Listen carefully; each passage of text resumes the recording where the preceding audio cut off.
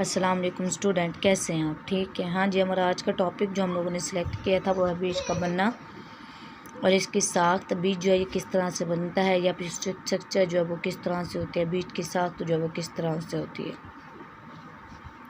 हम जानते हैं कि मादा गेमेटोफाइट के अंदर फर्टिलाइजेशन हो जाने के बाद जाइगोट बार बार माइटोसिस करता है। अब ये जाइगोट क्या होता है, यानी कि मेल और फीमेल के बाद यानी कि स्पर्म और एग के मिलने के बाद जाइगोट बनता है। फिर जाइगोट बार बार माइटोसिस करता है और माइटोसिस करने के बाद एम्ब्रियो में जो है वो कन्वर्ट हो जाता है।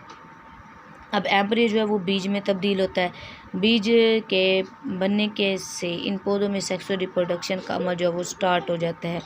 और एंजियोस्पर्म के बीज के 3 हिस्से होते हैं, इनके जाइगोट से बनने वाला एम्ब्रियो हो गया, एंडोस्पर्म न्यूक्लियस हो गया, या फिर इसके अलावा बीज का गिलाफ यानी कि सीड कोट जो कि ओव्यूल की दीवारों से बनता है। इसके अलावा अगर देखा जाए इसकी साख्त वगैरह अगर मैं दिखा सकूँ, ये देखिए हमारे पास ये बीज की साख्त है, ये बीज की साख्त है हमारे पास। ये इसका सीड कोट है यानी कि ऊपर वाला उसका छिलका, उसका गिलाफ जो इसकी हिफाजत करता है।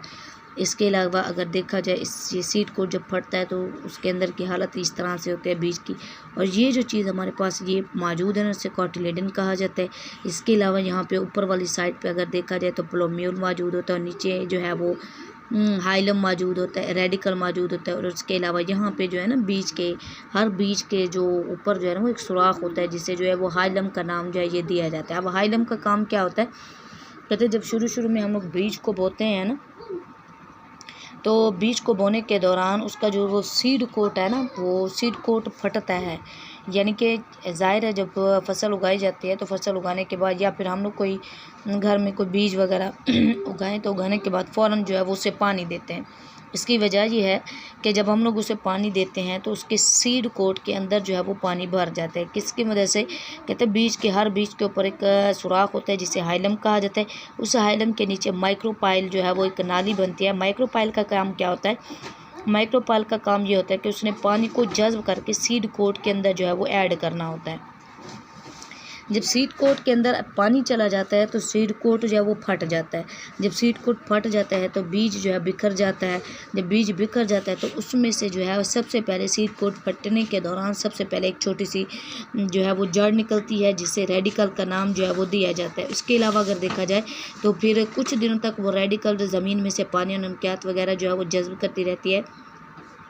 जज्ब करने के बाद इसके अंदर जो छोटा पौधा मौजूद होता है प्लोम्यूल, उसको जो है वो खुराक देती रहती है। आहिस्ता आहिस्ता ये जैसे ये बड़ा होता जाता है तो जब ये बड़ा हो जाता है ये ज़मीन से बाहर निकल आता है। जब ज़मीन से बाहर निकल आता है तो ये इस काबिल हो जाता है कि वो अपनी खुराक जो है वो खुद तैयार कर सके। अच्छा जी, यहाँ पे ना इस जगह पे और इस जगह पे प्लोम्यूल और रेडिकल वाली जगह पे अगर मैं आप लोगों को दिखा सकूँ तो उसने कहा कि जो हमारे पास एम्ब्रियो के तने होते हैं ना, एम्ब्रियो का तना यानी कि ऊपर वाला है जो हिस्सा होता है, वहाँ पे जो है वो कहते हैं एपिकोटाइल जो है वो मौजूद होते हैं। एपिकोटाइल क्या करती है, एपिकोटाइल उसको जो है वो ऊपर की तरफ बढ़ने में मदद करती है, यानी कि पौधे को लंबा होने में मदद करती है। उसके अलावा अगर देखा जाए तो कॉटिलेडन के जुड़ने के मकाम से नीचे मौजूद एम्ब्रियो के तने को हाइपोकोटाइल कहते हैं। हाइपोकोटाइल यानी कि वो जगह जहाँ से जो है ये जड़ नीचे की तरफ बढ़ते हुए ज़मीन की तरफ जो है वो ग्रो करते हैं। एपिकोटाइल ऊपर वाली और हाइपोकोटाइल जो है वो नीचे वाली, यानी कि ऊपर की तरफ भी बढ़े और नीचे की तरफ भी बढ़े। इसी तरह नए पौधे की जो है वो साख्त का प्रोसेस जो है वो कंप्लीट होता है कि किस तरह से नया पौधा जो है वो बनता है, सीड कोट किस तरह से फटता है, उसमें से पहले निकलने वाली जड़ कौन सी होती है, दूसरी निकलने वाली जड़ कौन सी होती है, या फिर उसे खुराक जो है वो कौन मुहैया जो है वो करता है। हमारे पास ये देखें ना, ये मेरे पास एक गंदम का छोटा सा जो है वो दाना मौजूद है। ये तो बहुत ही छोटा सा है, अगर मैं आप लोगों को दिखा सकती तो इसके ऊपर भी जो है ना, अगर इसको मैं सीधा करके आप लोगों को दिखाऊं तो इसके ऊपर जो है अगर हम लोग इसको जब ज़मीन के अंदर बोते हैं तो इसकी इस साइड वाली जगह पे जो है ना, इस साइड वाली जगह पे वो सुराख मौजूद होते हैं हाइलम और माइक्रोपाइल वाला, जिसकी वजह से इसके अंदर पानी जाता है, ये सीड कोट जो है वो बड़ा हो जाता है और इसी में से जो है वो नया पौधा जो है वो निकलता है। हर बीज का सीड कोट मौजूद होता है और उसके अलावा उसके अंदर कॉटिलेडन भी मौजूद होता है जो इस नन्हे पौधे को खुराक जो है वो मुहैया करता है। ये हमारा आज का टॉपिक था, बीज की साख्त और उसका बनना। इंशाल्लाह कल जो हम नया चैप्टर नया टॉपिक जो है वो देखेंगे और इसको डिस्कस करेंगे। आप लोगों ने बीच के हिस्सों के नाम याद करने हैं और उसका काम जो याद करने हैं। अल्लाह हाफिज़। ये हमारा आज का टॉपिक था। आप मेरे चैनल को सब्सक्राइब करें, लाइक करें और शेयर करें। अल्लाह हाफिज़।